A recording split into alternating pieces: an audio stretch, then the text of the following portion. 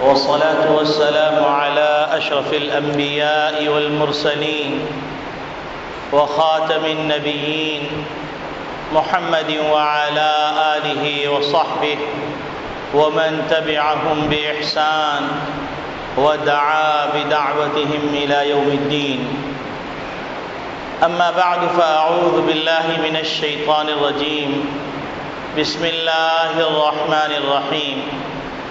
قال الله تبارك وتعالى: ألم يأن للذين آمنوا أن تخشع قلوبهم لذكر الله وما نزل من الحق. وقال تعالى: فاستبقوا الخيرات.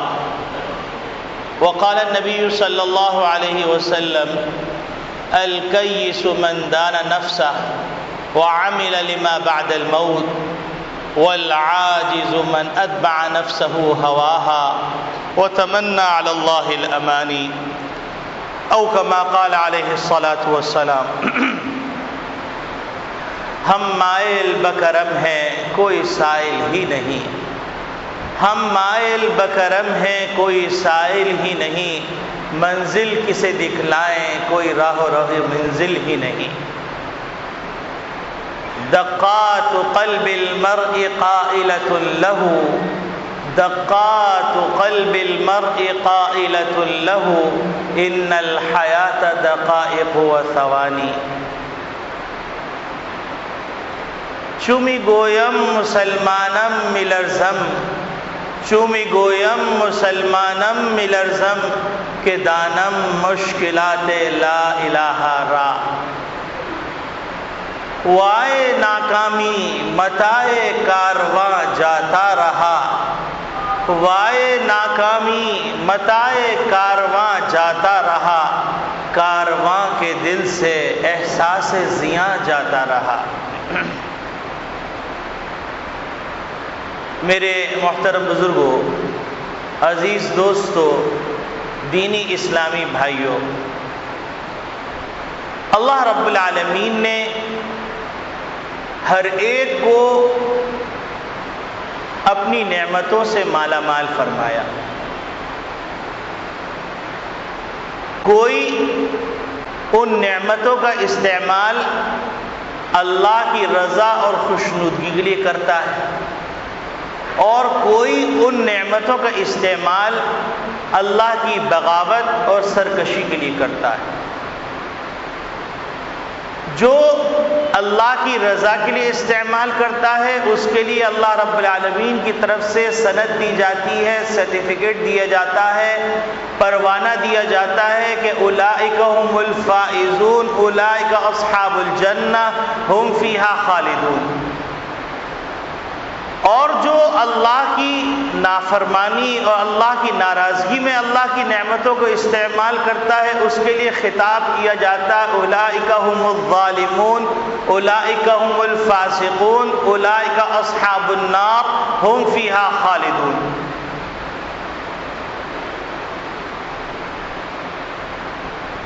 اور صرف یہی نہیں کہ اللہ رب العالمین نے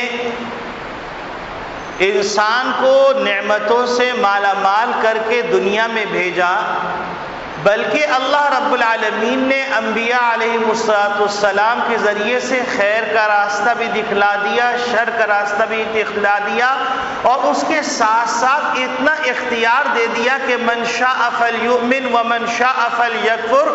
اپنے ہوش و حواس کو استعمال کر کے سیدھا راستہ اپنا لو، اپنے ہوش و حواس کو استعمال کر کے غلط راستہ اپنا لو.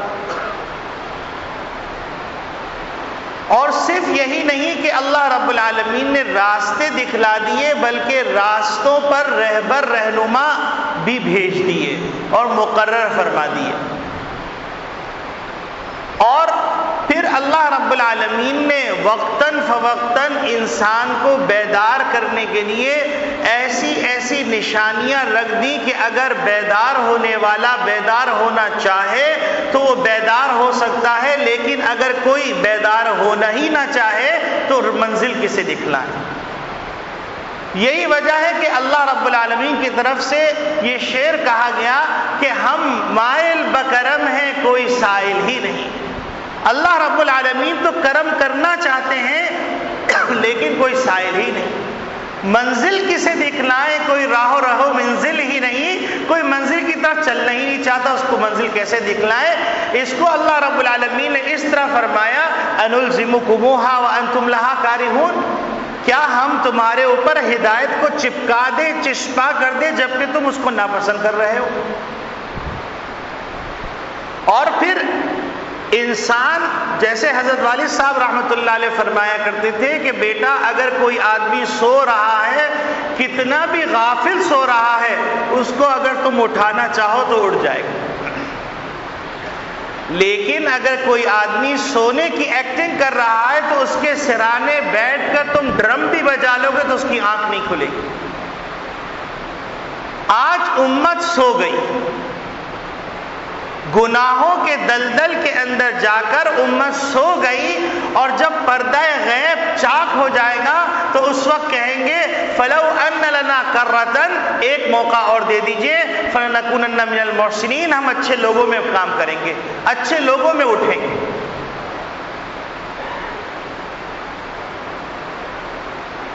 تو اس وقت کہا جائے گا اولم نعمرکم ما يتذکر فیہ من تذکر وجاءکم النذیر، کیا ہم نے تم کو اتنا موقع نہیں دیا تھا کہ کوئی نصیحت حاصل کرنے والا نصیحت حاصل کرنا چاہتا تو ضرور بالضرور وہ نصیحت پا لیتا؟ اور پھر ڈر سنانے والے تمہارے پاس آتے نہیں رہے.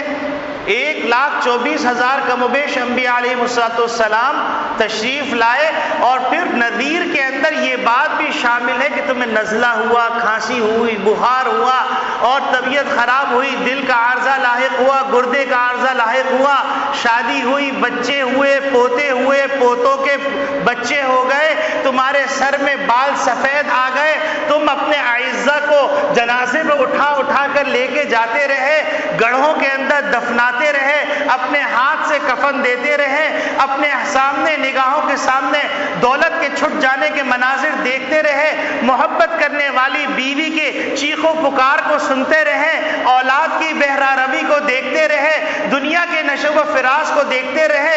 اشاب الصغیر و افن الکبیر، کر الغداۃ و مر العشی، صبح کا آنا، شام کا آنا، دوپہر کا آنا، جوانوں کا بوڑھا ہونا، بوڑھوں کا فنا ہو جانا، یہ دن کے گزرنا، مرور زمانہ کو تم دیکھتے نہیں رہے؟ اولم نعمرکم ما یتذکر فیہ من تذکر وجاءکم النذیر. اور پھر شاعر کہہ رہا ہے دقات قلب المرء قائلۃ لہ ان الحیات دقائق و ثوانی، دل کی دھڑکنیں بھی تمہیں پیغام دے رہی تھیں کہ تم ایک بلبلا، تمہیں فنا ہے، بقا نہیں، تم نہیں تھے اب ہو، آئندہ نہیں ہوگے. کتنے آئے اور چلے گئے، خالی ہاتھ آئے تھے، خالی بدن آئے تھے، ننگے بدن آئے تھے، اور ہاتھ بھر کر رہے اور خالی ہاتھ چلے گئے اور ننگے بدن چلے گئے. پہلے لوگوں کو کپڑے پہناتے تھے، اب مکھی اڑانے کے لیے محتاج ہو گئے. وجاءکم النذیر، کیا ڈر سنانے والا نہیں آیا تمہارے پاس؟ اے پروردگار عالم پھر کیا ہو گیا؟ کلا بل ران علی قلوبہم ما کانوا یکسبون، یہ جو دل ہے نا اس پہ زنگ لگ گیا ہے، بدعملیوں کے نتیجے میں زنگ لگ گیا ہے. جیسا کہ ایک بچہ گلی کی چاٹ کھا کھا کے اس کو 5 اسٹار کی چاٹ پسند نہیں آ رہی کیونکہ منہ کا ذائقہ بدل گیا، حلال بیویاں پسند نہیں آ رہی، حرام عورتیں پسند آ رہی، زمزم پسند نہیں آ رہا، شراب پسند آ رہی، قرآن کی تلاوت سب سمجھ میں نہیں آ رہی، گانے اور رقص و سرور کی محفلوں میں مزہ آ رہا. رات میں اللہ کے سامنے گڑ گڑانے میں مزہ نہیں آ رہا، ایک ناپاک عورت کے عشق کے اندر مبتلا ہو کر سکتے میں اور سلگنے میں مزہ آ رہا. شعار اللہ کو دیکھ کر اللہ کی عظمت کا احساس نہیں ہو رہا، لیکن انڈین موویز دیکھ دیکھ کر گندی عورتوں کی عظمت دل میں بیٹھ رہی. پاکیزہ لباس پسند نہیں آ رہا، ننگی دھڑنگی برہنہ عورتوں کا لباس پسند آ رہا۔ اگر یہی ماڈرنائز پن ہے تو پھر گدھی جو ہے زیادہ ماڈرن ہے کیونکہ وہ بالکل ننگی رہتی ہے، کتیا زیادہ ماڈرن ہے کیونکہ وہ بالکل ننگی رہتی ہے، خنزیرن زیادہ ماڈرن ہے کیونکہ وہ بہت ننگی رہتی ہے، اور آزادانہ مرد و زن کا اختلاط اگر اچھا ہے تو کتے اور کتیا کے مناظر بہت حسین ہیں، وہ زیادہ ماڈرن، زیادہ مثقف۔ اور ہم جنس پرستی اگر صحیح ہے تو پھر ان جانوروں کو دیکھیے جن کو لوگ ٹربو کہتے ہیں، ٹربو جانور، اس کو دیکھیے جس کو کسی کل چین نصیب نہیں ہوتا، اپنا پیشاب بھی پی رہا ہوتا ہے، بو بو بو بو کر کے چیختا بھی رہتا ہے، کسی کل چین نصیب نہیں آتا، پھر وہ زیادہ آزاد ہے، زیادہ ماڈرن۔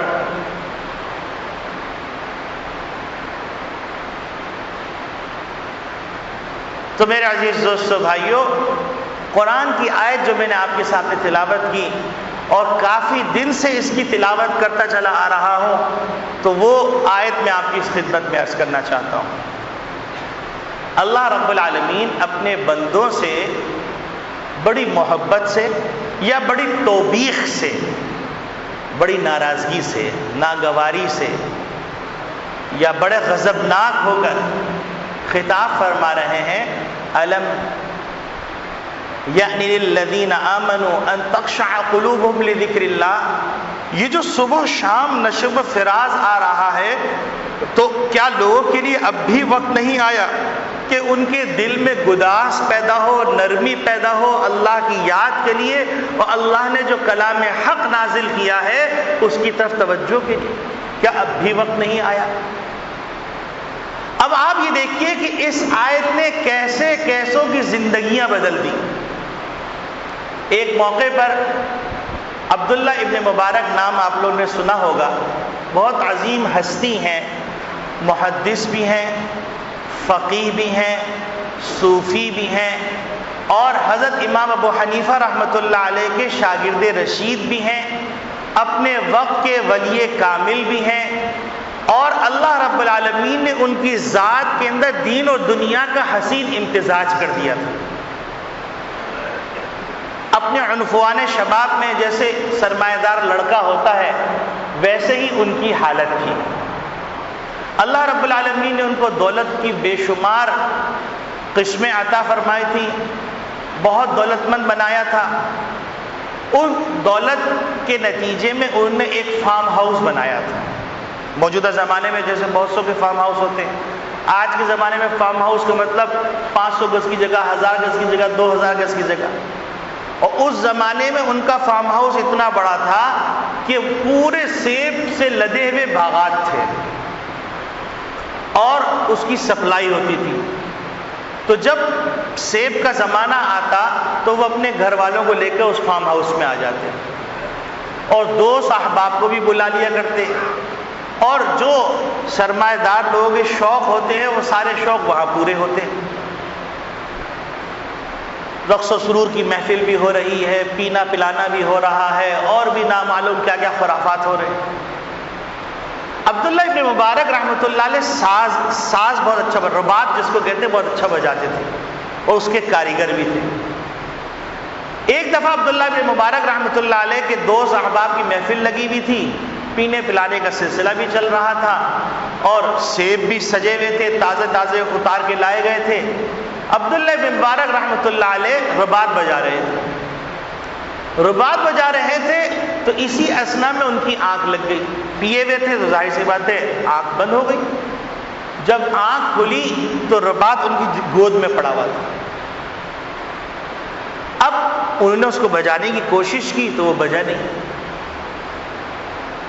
بڑی کوشش کی، چونکہ خود کاریگر بھی تھے تو اس کو صحیح کیا، صحیح کرنے کے بعد دوبارہ رباط بجانے لگے تو اس میں سے آواز آنے لگی۔ ایک روایت میں آتا ہے کہ رباط کے اندر سے آواز آنے لگی، اور ایک روایت میں آتا ہے ایک پرندہ بیٹھا ہوا تھا، وہ پرندہ جب کوکنے لگا یا چہچہانے لگا تو اس کے منہ سے یہ کلمات ادا ہوئے کہ الم یأن للذین آمنوا ان تخشع قلوبهم لذکر اللہ، کیا اہل ایمان کے لیے اب بھی وقت نہیں آیا کہ ان کے دل میں گداس پیدا ہو، ان کی چیخ نکل گئی، انہیں رباط توڑا اور توڑنے کے بعد پوری رقص و سرور کی محفل سے توبہ کی۔ توبہ کرنے کے بعد حضرت امام ابو حنیفہ رحمۃ اللہ علیہ کے دامن رشد و ہدایت سے وابستہ ہو گئے، اور اس کا نتیجہ یہ ہوا کہ ان کے منہ سے جب چیخ نکلی تو وہ پکار رہے تھے اور رو رہے تھے، بلا قد آن یا رب، بلا قد آن یا رب، اے پروردگار عالم تیری پکار آئے۔ اور عبداللہ ابن مبارک غافل ہے، یہ اہنی کا وقت آ گیا، اور عبداللہ ابن مبارک رحمۃ اللہ علیہ کی زندگی بدلی، پھر وہ حدیث سے مشغول ہو گئے اور اتنے بڑے محدث بنے، اتنے بڑے محدث بنے۔ میں ان کے ایک دو واقعات اور سناتا ہوں۔ دوسرا واقعہ، ابراہیم ابن ادہم رحمۃ اللہ علیہ ایک بہت بڑے اللہ والے گزرے۔ ان اللہ والے کا زمانہ، یہ واقعات سنا اس لیے رہا ہوں تاکہ وہ لوگ جو یہ سمجھتے ہیں کہ ہم گناہ کے دلدل میں پھنسے ہوئے ہیں، اب تو ہم جہنم میں ہی جائیں گے، تو ان کے لیے اللہ کے نزدیک نا امیدی نہیں۔ لا تقنطوا من رحمت اللہ، اللہ کی رحمت سے نا امید نہ ہو۔ اگر 20 سال نافرمانی میں گزر گئے، 40 سال نافرمانی گزر گئے، 60 سال نافرمانی گزر گئے، پروردگار وہی۔ ایک آدمی 70 سال یا صنم یا صنم یا صنم پکارتا تھا، گانے بجاتا تھا۔ ایک دفعہ کیا ہوا، بڈھا ہو گیا، لوگ اس سے گانے نہیں سنتے تھے، لوگوں نے اس کو گاؤں سے نکال دیا، محلے سے نکال دیا، شہر بدر کر دیا۔ بیچارہ جا کے وہ کونے کے اندر، غار کے اندر پڑ گیا۔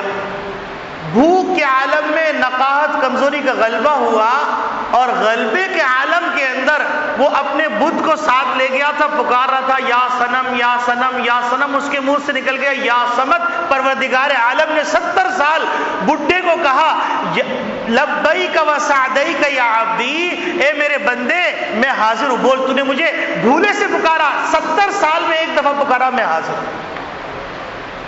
تو اللہ اللہ ہے، لا تقنطوا من رحمت اللہ۔ ایک تو مقصود یہ ہے ان واقعات سے، اور دوسرا مقصود ان واقعات سے یہ ہے کہ اب بس کر لو، اب بریک لگا لو۔ ایسا نہ ہو کہ جس وقت یہ کہا جائے فَلَوْ أَنَّ لَنَا كَرَّةً فَنَكُونَ مِنَ الْمُحْسِنِينَ، کہ ایک موقع اور دے دیجئے، ہم جو ہے واپس جائیں گے اور سب نیکیاں کر کے آئیں گے، تو اللہ رب العالمین کی طرف سے کہا جائے گا اب موقع نہیں مل سکتا، اور کہا جائے گا اولم نعمرکم ما یتذکر فیہ من تذکر وجاءکم النذیر۔ تو ابراہیم ابن ادہم کا زمانہ بھی ایسے ہی گزرا تھا، اللہ کی نافرمانی، معصیت کے اندر۔ اس وقت جوان تھے، دولت تھی، دولت کے ریل پیل میں تھے۔ ان کی ایک بیٹی بہت ہی حسین پیدا ہوئی، 7-8 سال کی ہوئی کہ انتقال ہو گیا۔ اب ابراہیم ابن ادہم پر بڑا اثر تھا اس کا، اور اس کو چاہتے بھی بہت تھے، بالکل چاند کی طرح ایک پری تھی۔ اسی غم کے اندر ان کی آنکھ لگ گئی۔ آنکھ لگ گئی تو خواب میں کیا دیکھتے ہیں کہ ابراہیم ابن ادہم، ان کے پیچھے ایک اژدہا لگا ہوا ہے، اور اتنا خطرناک اژدہا ہے کہ اس کا منہ جب کھولتا تو منہ سے شعلے نکل رہے ہو۔ ابراہیم ابن ادہم اس اژدہے سے بھاگنے لگے، وہ اژدہا ان کے پیچھے پیچھے بھاگ رہا ہے۔ تو راستے میں کیا ہوا کہ ایک بڑے میاں کو دیکھا کہ بڑے میاں لاٹھی ٹیکے ہوئے کھڑے ہوئے، تو بھاگے بھاگے بڑے میاں کے پاس گئے، تو ان کے آنکھوں سے آنسو نکلنے لگے، اور بڑے میاں نے اشارہ کیا ادھر جاؤ، شاید ادھر کچھ ہو جائے، تمہارے بچنے کا راستہ۔ تو اب ابراہیم ابن ادہم وہاں بھاگے تو دیکھا آگے جو ہے کھائی ہے، اس میں آگ کے شعلے اٹھ رہے ہیں۔ گھبرا کے پھر بھاگے، واپس پلٹے، اژدہا ان کے پیچھے پیچھے۔ اب ابراہیم ادہم دوبارہ بوڑھے کے پاس سے گزرے، تو بوڑھے نے دوبارہ اشارہ کیا کہ تم اس طرف چلے جاؤ۔ تو اب وہ اس طرف دوڑ کے گئے تو دیکھا بالائے خانوں میں چھوٹی چھوٹی شہزادیاں بیٹھی ہوئی۔ اتنے میں وہ بیٹی جس کو وہ بہت چاہتے تھے، وہ بیٹی نے جھانکا اور کہا بابا جان، اور اس نے آواز لگائی کہ آؤ میرے ابا کی مدد کا وقت آ گیا۔ اب وہ سب لڑکیاں نکل آئیں اور بیٹی جو ہے ان کی گود میں بیٹھ گئی، انہیں اپنی بیٹی کو گود میں بٹھا لیا، اژدہا رک گیا۔ اژدہا رک گیا. اب بیٹی اس وقت ان کی جب سوئے تھے تو ان کی شراب پینے کی وجہ سے شراب ان کی داڑھی میں لگی ہوئی، تو بیٹی ان کے داڑھی کو ایسے صاف کرتے ہوئے کہنے لگی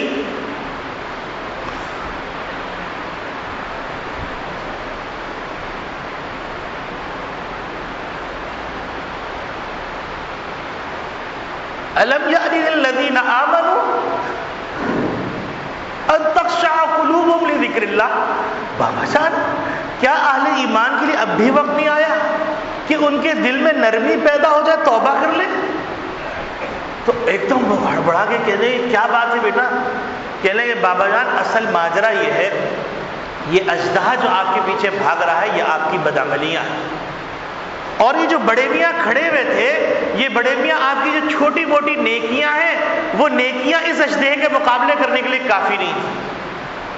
اب انہوں نے جب آپ کو اس طرف بھیجا تو اس وقت وہاں پر جو بھیجا تو وہاں پر لوگوں کی کوئی نہ کوئی نیکی پڑی ہوتی ہے، لیکن وہاں پر بھی کوئی نیکی نہیں تھی. آپ کے گناہ اتنے تھے کہ وہ کھائی جو نا انگاروں سے بھری ہوئی تھی.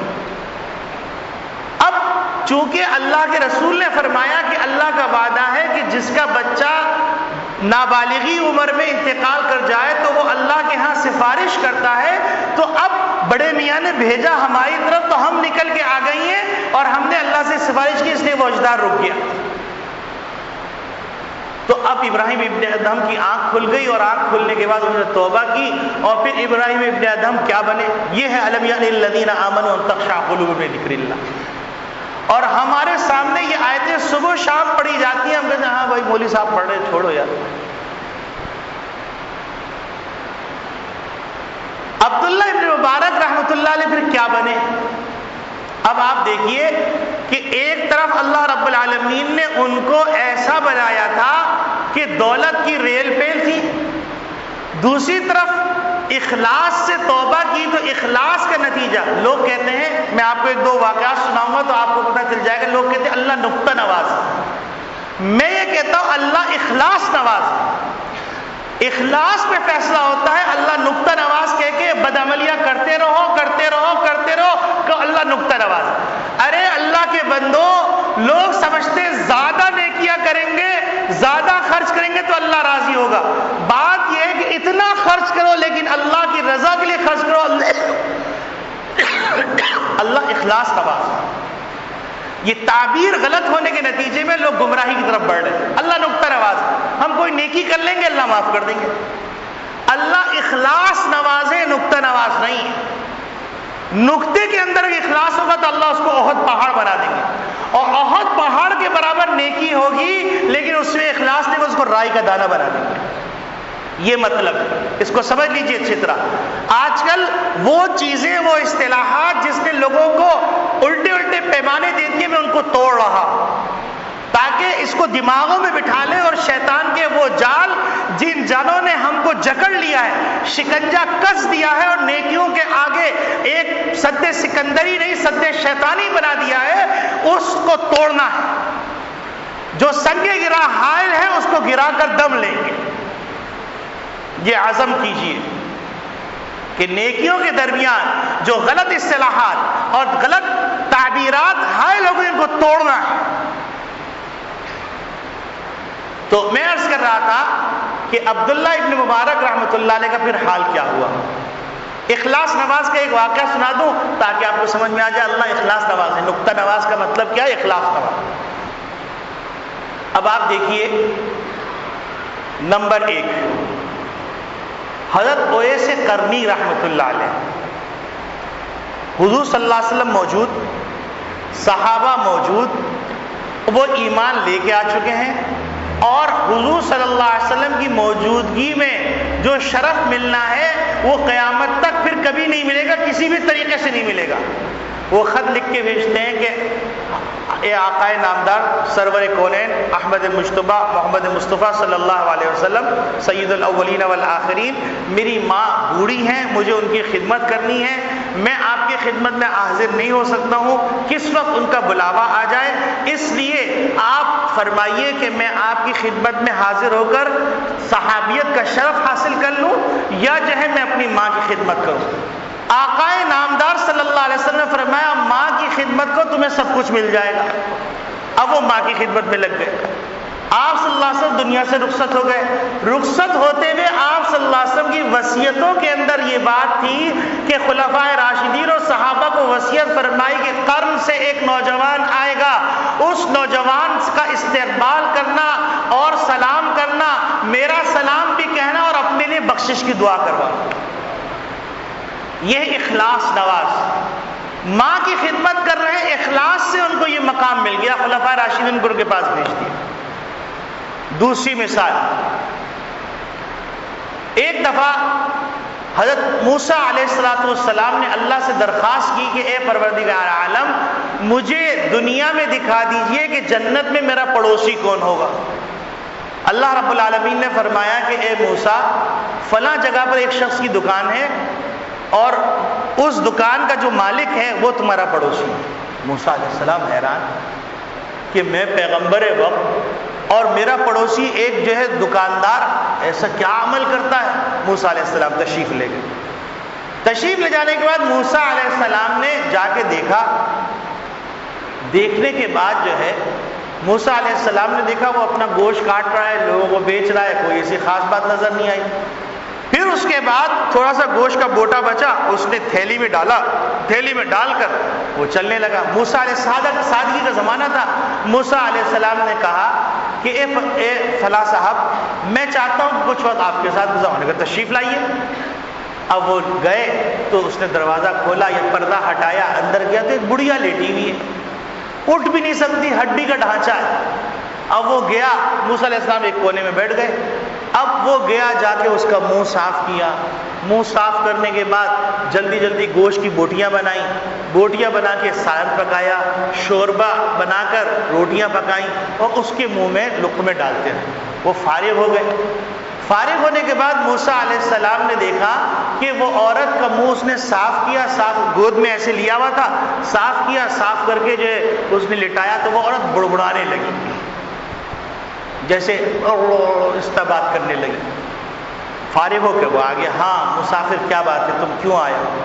تو اس نے کہا کہ میں، حضرت موسیٰ علیہ السلام نے فرمایا کہ بس میں تمہارے پاس کچھ وقت گزارنا چاہتا تھا، یہ بتاؤ کہ یہ عورت کون ہے؟ تو انہوں نے کہا کہ یہ عورت جو ہے میری ماں ہے۔ تو کہنے لگے کہ بھائی بات یہ ہے کہ میں صبح جاتا ہوں، اس کو ناشتہ کروا کے چل جاتا ہوں، روزگار کا جو ہے ذریعہ میرا کاروبار ہے، تو میں جو ہے گیا اور پھر دوپہر میں آتا ہوں، آنے کے بعد گوشت سے سالن بناتا ہوں، اس کو کھلاتا ہوں اور خود کھاتا ہوں، پھر آرام کرتا ہوں، پھر اللہ کی بات جو ہوتی ہے وہ کرتا ہوں۔ تو انہوں نے کہا چلو یہ تو بات سمجھ میں آ گئی، یہ بتاؤ کہ یہ بڑبڑا کیا رہی ہے؟ تو کہنے لگے ارے مسافر تو جانتا یہ میری ماں ہے، ماں تو پھر ماں ہوتی ہے نا۔ وہ کہہ رہی تھی کہ اے اللہ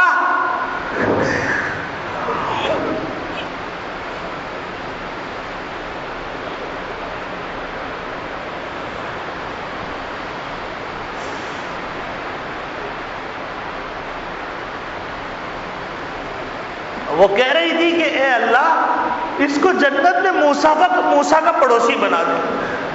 تو موسیٰ علیہ السلام نے کہا جا تیری ماں کی دعا قبول۔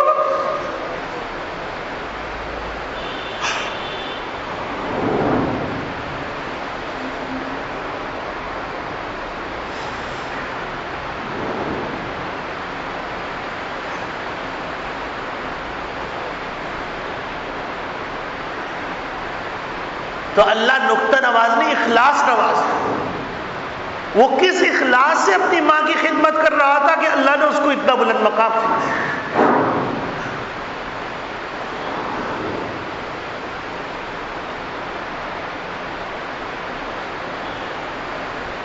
تو میرے عزیز دوستو بھائیوں، پھر اللہ تعالیٰ نے عبداللہ ابن مبارک کو کیا مقام دیا دیکھو۔ ایک دفعہ ہارون رشید جو آدھی دنیا کا بادشاہ تھا، وہ برجی کے اندر اپنی ماں کے ساتھ اور ایک روایت میں آتا ہے اپنی بیوی کے ساتھ وہ بیٹھے ہوئے تھے۔ برجی میں بیٹھے بیٹھے عبداللہ ابن مبارک، جزاک اللہ اللہ آپ کو عزت دے۔ عبداللہ ابن مبارک رحمۃ اللہ علیہ تشریف لاتے ہیں رئی سے، رقہ کے اندر. تو برجی میں اپنی سلطنت کی برجی میں بیٹھے ہوئے اپنی سلطنت کو دیکھ رہے تھے، خوش ہو رہے تھے جیسے بادشاہوں کو خوشی ہوتی. تو ایک دم فصیل کے پاس شور سنائی دیا. سارے جاسوسوں کو بھیجا، دیکھ کیا ہو، یہ معاملہ کیا ہے، یہ ماجرا کیا ہے، یہ کیا ہو رہا ہے. تو اب بھائی جاسوس گئے، واپس آئے، انہوں نے کہا کہ بھائی ایک محدث ہیں عبداللہ بن مبارک، وہ رئی سے رقہ آئے ہیں، اور آنے کے بعد جو ہے ہوا یہ تھا کہ پورا شہر ان کے استقبال کے لیے نکلا ہوا ہے، پورا شہر ان کے استقبال کے لیے نکلا ہے. ان کو چھینک آئی تو انہیں الحمدللہ کا، تو سارے مجمع نے یرحمک اللہ کا، تو اس کا شور ہو گیا. تو ان کی بیوی یا ان کی والدہ وہ کہنے لگی کہ اے امیر المومنین، بادشاہت تمہاری نہیں، بادشاہت ان کی، کہ تم لوگوں کے جسموں پہ حکمرانی کر رہے ہو اور اپنے استقبال کے لیے تم لوگوں کو جمع کرتے ہو، اور عبداللہ بن مبارک کہاں سے چل کے کہاں آ رہے ہیں اور پورا شہر ان کے استقبال کے لیے جا رہا ہے. چونکہ انہیں رشتہ توڑا دنیا سے اور رشتہ جوڑا اللہ سے، اور اللہ کا قانون یہ ہے کہ ان قلوب بنی آدم بین اصابع الرحمن یقلبها کیف یشاء. بنی آدم کے جو قلوب ہیں یہ اللہ کی دو انگلیوں کے درمیان ہے، وہ جیسا چاہتا ہے الٹتا ہے، جیسا چاہتا ہے پلٹتا ہے. وہ محبوب کو ظالم بنا دے، ظالم کو محبوب بنا دے، بغیض کو محبوب بنا دے اور محبوب کو بغیض بنا دے، یہ اللہ کے اختیار ہے. اس کی مثال دیکھو، غزوہ احد کے موقع پر ہندا کہتی ہیں وحشی سے کہ جو حضرت حمزہ کا کلیجہ کاٹ کر لے کے آئے گا اور اس کو چبائے گا، میں اس کو آزاد کر دوں گی. غزوہ احد کا جو واقعہ ہوا آپ سب جانتے ہیں. جب کلمہ پڑھ کے وہ مسلمان ہوتی ہیں تو کہتی ہیں کہ اب دیکھو بغیض کو محبوب کیسے بناتے ہیں اللہ تعالیٰ. وہ یہ کہتی ہیں کہ آج سے پہلے حضور اکرم صلی اللہ علیہ وسلم کی ذات اقدس پوری دنیا کی مبعوث ترین ہستی تھی، لیکن آج حضور اکرم صلی اللہ علیہ وسلم کی ذات اقدس پوری دنیا کی محبوب ترین ہستی ہے میرے نزدیک. تو میرے عزیز دوستو بھائیوں، ابھی بھی اس آیت کی تشریح باقی ہے، کچھ واقعات باقی ہیں. گھڑی ڈرا رہی ہے اور انتظامیہ کا ڈنڈا بھی سر پہ ہے. تو تمام چیزوں کا لحاظ کرتے ہوئے میں یہ بات عرض کر رہا ہوں کہ میں یہاں پر اسٹاپ کرتا ہوں اور صرف یہ عرض کرنا چاہتا ہوں کہ اللہ کے واسطے اپنا احتساب میں کروں، میرے گھر والے کریں، اور پھر اگر آپ کو میری بات سمجھ میں آ رہی ہے تو یہ اللہ کی طرف سے سمجھیے، اور اگر میری بات میں کوئی برائی ہے تو میرے نفس کی سرکشی. تو اگر سمجھ میں آ رہی ہے تو اس پہ احتساب کر کے رمضان مبارک بالکل سر پہ آ چکا ہے. اللہ کے واسطے اپنے آپ کو رمضان کے لیے تیار کر لیجئے، اور شیطان کا وہ جو حملہ ہے کہ اتنے گناہ کر لیے اب کس منہ سے آؤ گے، یہ اللہ کے ہاں نہیں. اللہ کے ہاں تو ایسا معاملہ پیارا ہے کہ ایک دفعہ موسیٰ علیہ السلام نے اعلان فرمایا کہ صلاۃ الاستسقاء پڑھنے چڑھتے ہیں. اب سب لوگ چلے گئے، سارے لوگ صلاۃ الاستسقاء کے لیے گئے اور صلاۃ الاستسقاء پڑھ کے اب جو دعا کر رہے ہیں بارش نہیں ہوئی. پیغمبر وقت وہی آتی ہے کہ موسیٰ دعا اس لیے قبول نہیں ہو رہی کہ تیری مجلس میں ایک اتنا بدبخت شخص ہے، اس کی وجہ سے ساری دنیا تکلیف اٹھا رہی ہے، تو لہذا اس کو حکم کر دو کہ وہ نکل جائے. اب بھیا سوچو، اتنے بڑے مجمع میں پورا کنبہ قبیلہ موجود، پیغمبر وقت موجود، کتنی رسوائی ہوگی. اب موسیٰ علیہ السلام نے اعلان فرمایا، کوئی نہیں اٹھا. کچھ دیر گزری کہ موسلا دھار بارش شروع ہو گئی. موسیٰ علیہ السلام نے کہا کہ اے پروردگار عالم، نہ کوئی اٹھا، نہ کوئی گیا، اور نہ ہی کوئی توبہ کرنے آیا. ایسا کیا معاملہ ہے کہ بارش شروع ہو گئی؟ تو اللہ رب العالمین نے فرمایا کہ اے موسیٰ، اس نے ہم سے صلح کر لی. تو موسیٰ علیہ السلام نے کہا اے پروردگار، اس کا نام بتا دیجئے. تو اللہ تعالیٰ کی رحمت دیکھیے، اللہ نے کہا موسیٰ جب وہ ہمارا باغی تھا ہم نے نام چھپا کے رکھا، وہ اب تو ہمارا دوست ہو گیا ہے. تو اللہ سے دوستی اتنی آسان.